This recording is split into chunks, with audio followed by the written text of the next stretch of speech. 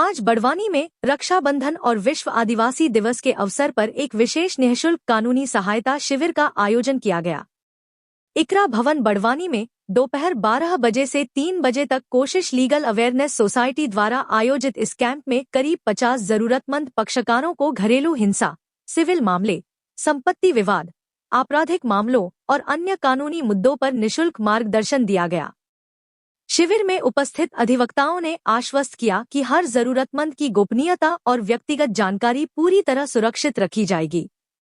विशेष अतिथि के रूप में इंदौर से एडवोकेट अलीम शेख और उनकी टीम, विधायक राजन मंडलोई, विभिन्न समाजसेवी और मुस्लिम जमात के पदाधिकारी मौजूद रहे।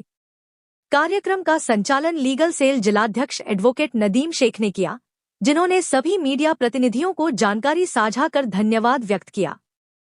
कानूनी जागरूकता और सहायता से जुड़ा यह कदम जरूरतमंदों के लिए बड़ी राहत साबित हो रहा है,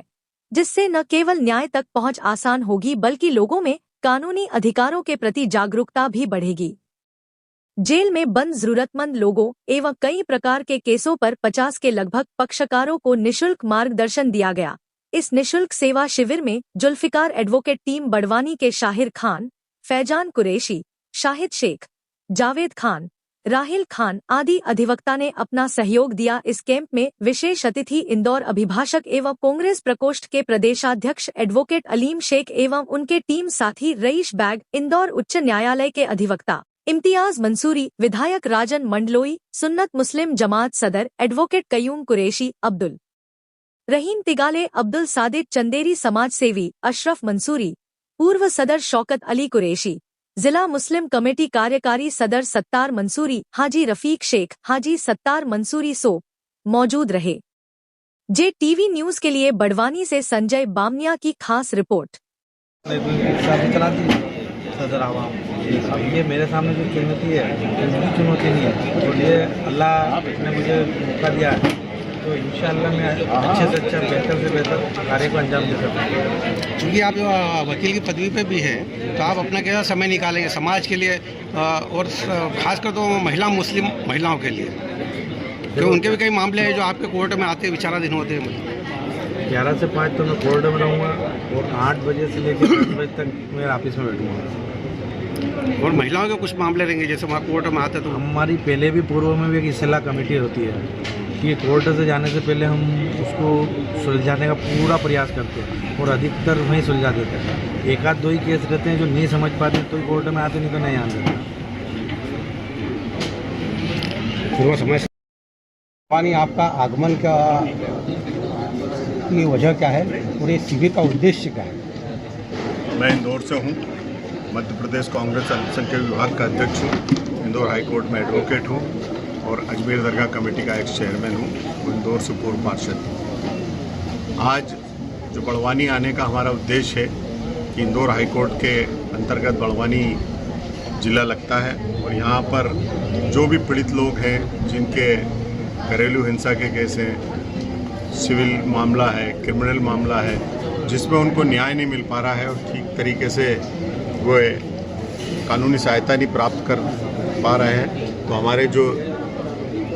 बड़वानी के वकील साथी हैं जनाब नदीम शेख जी, हमारे जो चेयरमैन हैं लीगल सेल के, हमारे कयूम कुरैशी जी और सभी साथियों के साथ मिलकर हमने इंदौर हाई कोर्ट के वकीलों के साथ यहाँ पर एक निःशुल्क कानूनी सहायता शिविर लगाया है, जिसमें उनकी जो भी कानून से संबंधित समस्या हैं उनके संबंध में उनसे चर्चा हो रही है। फिर जहाँ यहाँ बड़वानी कोर्ट में भी अगर उनकी जो ज़रूरत है तो हमारी जो लोकल टीम है, नदीम भाई, कयूम भाई और यहाँ के जो और भी वकील हमारे साथ हैं, उनके माध्यम से निपटाई जाएगी। और जो इंदौर हाई कोर्ट की हमारी समस्या हैं वे हमारे सीनियर वकील इम्तियाज मंसूरी जी, इकराम अंसारी जी, साजिद खान साहब और गोरेलाल जामरे जी, भूपेश बघेल जी जो हमारी टीम में है, वो सब इंदौर हाई कोर्ट में भी इन लोगों के मामले न्यायालय में देखेंगे और उनको न्याय दिलाने की पूरी कोशिश करेंगे। अच्छा, कुल कितने मामले जो है निचली अदालत, हाई कोर्ट और सुप्रीम कोर्ट में विचाराधीन है? अभी शुरुआत हुई है, ये आपको शाम को 3 बजे तक पता चलेगा कि कितने मामले यहाँ पर आए और किन किन लोगों ने अपने केसों के बारे में बताया, वो हम 3 बजे तक आपको बता पाएंगे। आपके जीवन का अनुभव के आधार पर जो है महिलाओं के कुल अपने कितने केस है, क्योंकि प्रायः मुस्लिम महिलाओं को जो न्याय के लिए दर दर भटकती है। अभी वर्तमान में मैं तो 30 साल 94 से एडवोकेट हूँ, मगर अभी हम पिछले 4-5 साल से देख रहे हैं कि घरेलू हिंसा और पारिवारिक विवाद प्रॉपर्टी के ये दो तरह के केस बहुत ज़्यादा बढ़ते जा रहे हैं। परिवारों में क्या पता आपस में क्या मतभेद हैं जो सामने बहुत आ रहे हैं, और वही जब भी पिताजी की डेथ होती है तो बच्चे में प्रॉपर्टियों के विवाद भी बहुत आ रहे हैं। ये दो तरह के मामले अभी पिछले 5 साल में बहुत ज़्यादा बने। इसके लिए हमें सामाजिक रूप में भी, जैसे अभी जमीयत के अध्यक्ष हमारे कयूम कुरैशी बने हैं, हमारे तिगाले भाई हैं, ऐसे लोगों का सहयोग लेकर हम चाहेंगे कि इस टाइप के जो मामले हैं घर का घर में यहीं पर निपट जाए, ना तो सेशन न्यायालय में बड़वानी जाए, ना इंदौर हाईकोर्ट जाए। परिवार का मामला परिवार में बैठ के हमारी जमीयत और हमारे समाज के वरिष्ठ लोग निपटाएंगे, ये हमारी कोशिश रहेगी यहाँ पर इसके माध्यम से।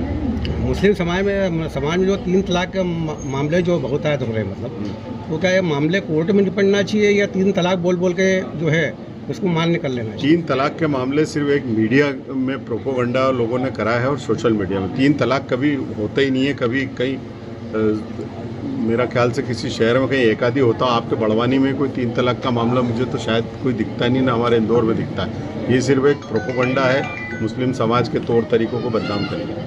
अच्छा, महिला सशक्तिकरण में जो है सदर के चुनाव हुए थे, तो उसमें महिलाओं की भागीदारी नहीं होती और महिला सदर क्यों नहीं चुनाया था? महिला सदर, मेरी बात सुनो, जबकि पार्षद चुनाव में भी महिला बड़े बड़े पद पे जो लड़ रही हैं और निर्वाचित होकर आ जा रही है, क्योंकि कई मामले जो है महिलाएं जो बोल नहीं पाती है, तो सदर या उनको जो भी पदवी मिले यहाँ पर,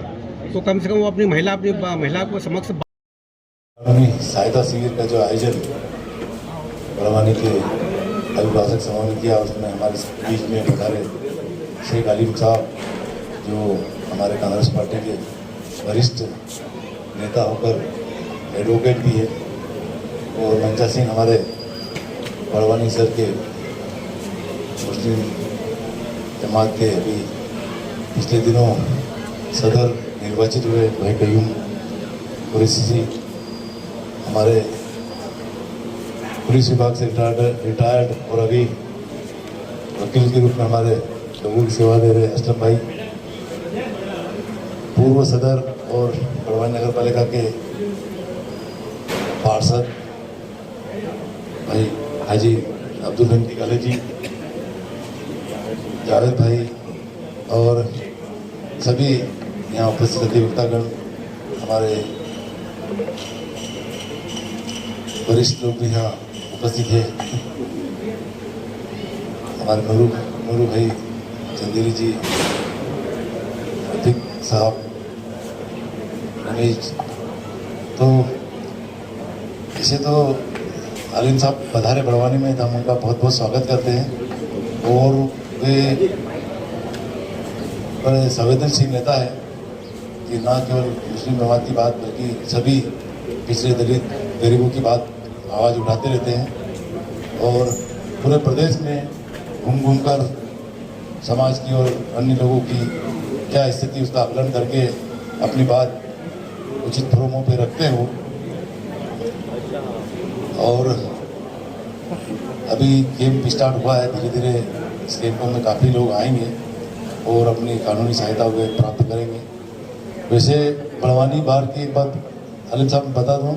कि हमारी बड़वानी की कोर्ट में सबसे सस्ती कोर्ट होगी पूरे प्रदेश में। यहाँ हमारे जो अधिवक्ता गण हैं, वे जो पक्षकार आते हैं, इनसे हमारा जो क्षेत्र है वो बहुत पिछड़ा हुआ है, ज़्यादातर आदिवासी क्षेत्र है, तो यहाँ लोग छोटे छोटे विवाद हो जाते हैं और वे बड़ा परेशान होकर जब न्यायालय में आते हैं, तो हमारे यहाँ के अधिवक्ता साथी उनको नॉमिनल फीस पे जो भी वो दे सकता है उस फीस पर उसको न्याय दिला पाते हैं। और जो बड़वानी कोर्ट है, ये क्षेत्र में जैसे बड़वानी की बात करें तो मुस्लिम आबादी बड़वानी में लगभग 10-12 हज़ार होगी यहाँ कुल मिलाकर बड़वानी विधानसभा में, और हमारे बड़वानी विधानसभा के 3 थाने यहाँ आते हैं, पाटी सिलार और बड़वानी की कोतवाली। तो इतने केस होने के बावजूद बड़वानी के अंदर आज भी हमारे इस क्षेत्र में शेख बंधुओं का नाम लिया जाता है। सबसे ज़्यादा केस उन्हीं के पास है, फौजदारी केस। नूरू भाई, गोल्लू भाई, इनकी जो टीम है, और उसके बाद अभी उभरते हुए हमारे कयूम भाई और नदीम भाई, ये युवा अधिवक्ता अभी सबसे अच्छा काम कर रहे हैं, उनका भी खूब नाम है।